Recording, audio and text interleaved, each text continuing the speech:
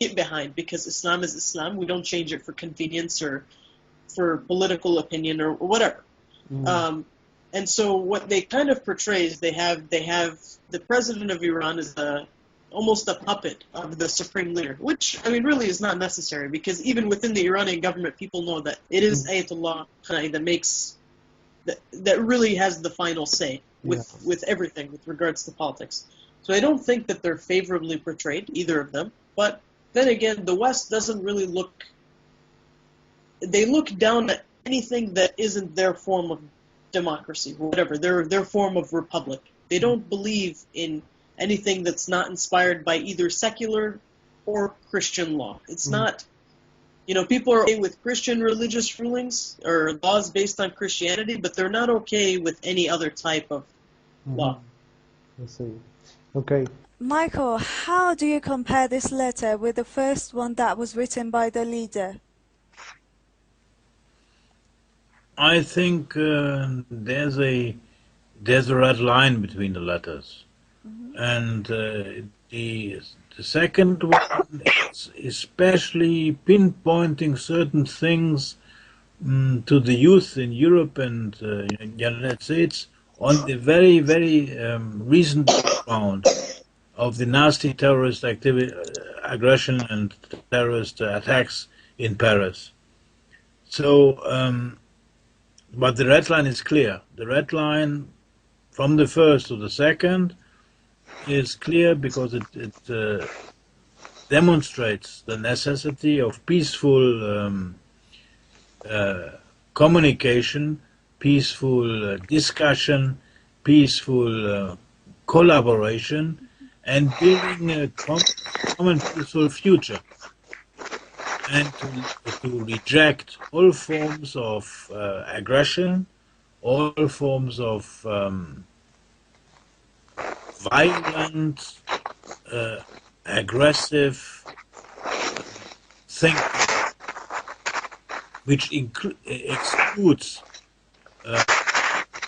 all kinds of all forms of cooperation. Excuse me, Michael, I'm sorry. Excuse me. Zainab, I think you need to turn off your microphone because there's noises from your side. Thank you. Yeah, that's better. Thank you. Thank you. Sorry, Michael, please go on. No problem. So I think we cannot, because we have to see the letters in a red line of continuing the general idea of dialogue and of isolating those forces who try to torpedo dialogue through violence and through a way of thinking that is extremely fanatic, extremely dogmatic, extremely aggressive, extremely violent, and actually backyard, terribly backyard. Yes, thank you.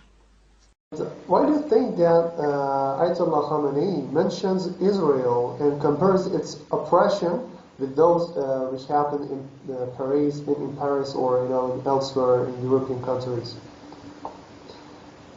Well, I think he does this because it's not acknowledged that what Israel does is terrorism.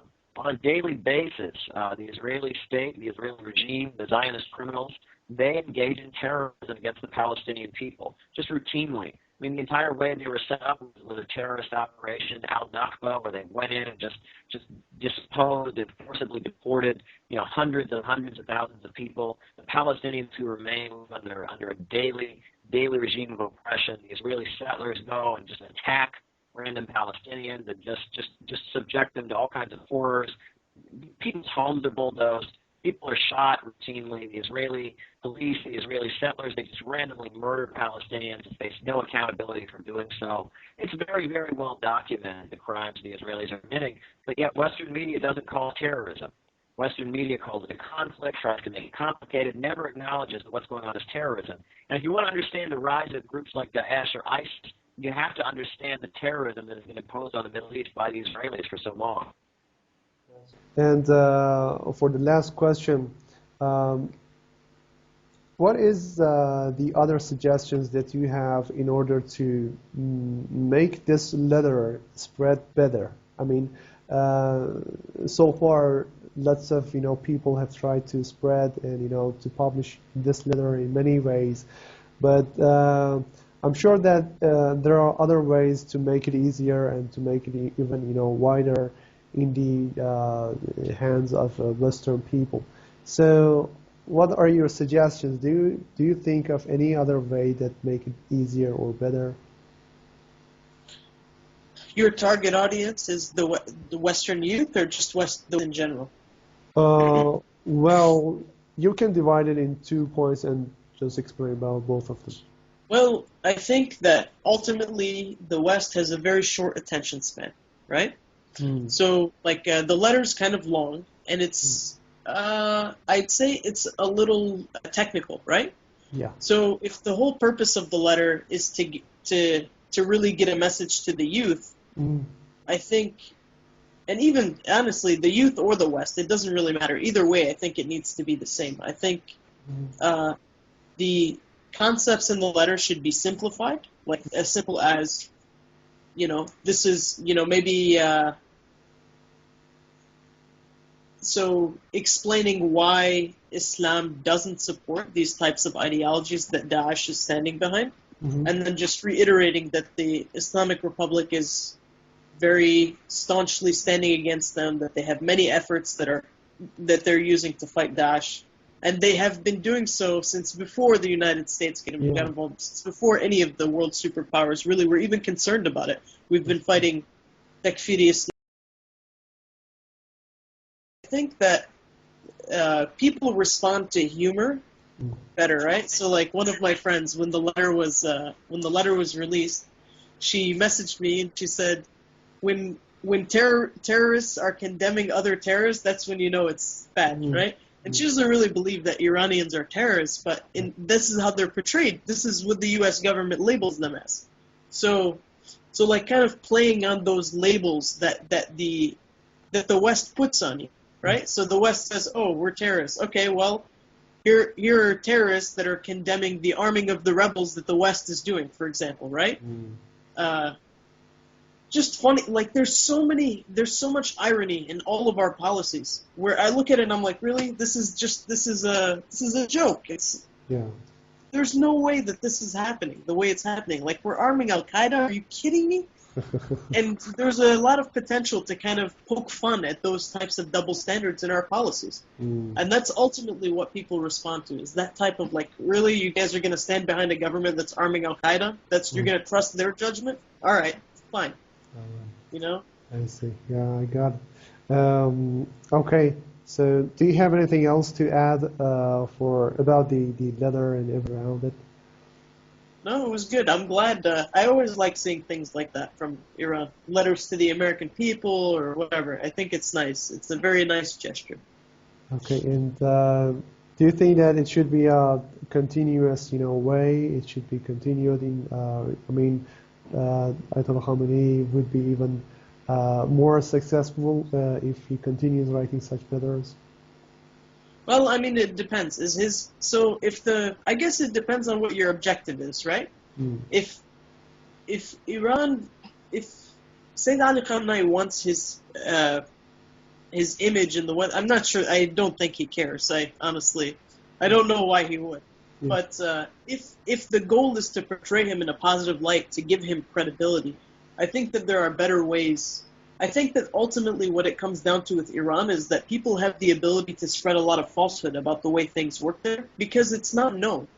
So, like, a campaign of, say, Christians or Jews in Iran would be, I think, very eye-opening for a lot of folk. Like, taking Iranian Jews and Iranian Christians and having them say, "Hey, look, I live here. I choose to live here. I could live anywhere else if I want to, but this is where I choose to live, despite the fact that I'm not Muslim," and et cetera, right?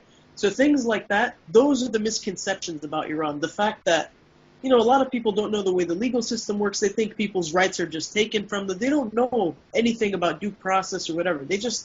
Because they don't know, they just assume the things that they've heard about, countries that they do know about, like Saudi Arabia and, other countries like that. So I think that ultimately, if the idea is to portray Iran in a positive light, because to try to combat these falsehoods that are being consistently spread, I think it just takes a campaign like that. Like, hey, look, you're just wrong. Look at how it works. This is from our people here. This is how it actually works.